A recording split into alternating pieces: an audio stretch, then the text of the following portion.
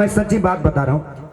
हमारे मित्र हैं, इनके घर मेरा आना जाना रहता है। 2-3 दिन पहले की बात है, मैं इनके घर से बगल से गुजर रहा था 2 बजे रात्रि में, और सर इनके घर से बहुत जोरों से हंसने की आवाज आ रही थी।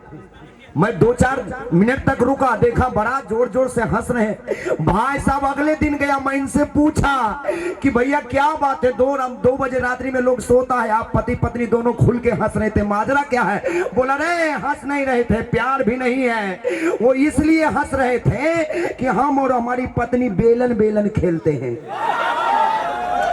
रात्रि में बेलन बेलन खेलते हैं। जब हमारी घरवाली हमको मारती है, लग जाता है तो वो हंसती है, नहीं लगता है तो हम हंसते हैं।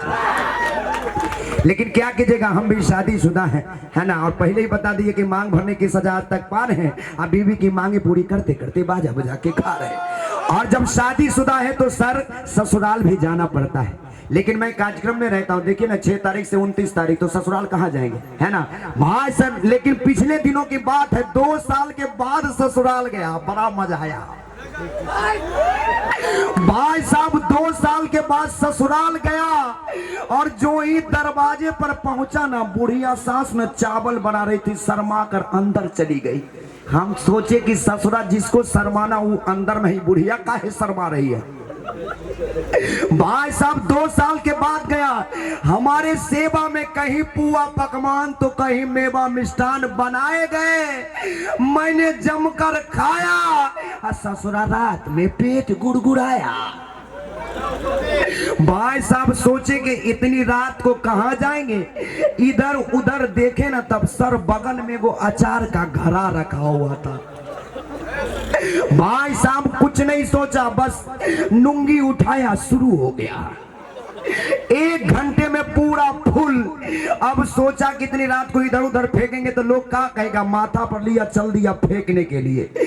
जो ही कुछ दूर आगे बढ़ा ना, सामने से चौकीदार साहब आ रहे थे। भाई साहब चौकीदार साहब बोले रे कौन है रे?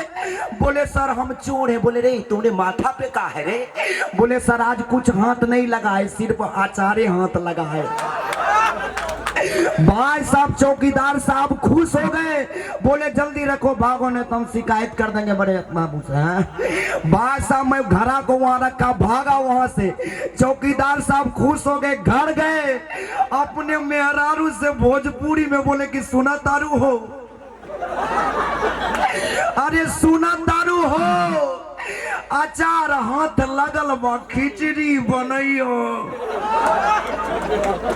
भाई साहब सुबह हुई, खिचड़ी बनी, मैडम जी जो ही गमछा खोली न, बोली ए सुना तारू हो, ए जी सुना तारू हो, ससुरा खाली बदबू दे रहा है।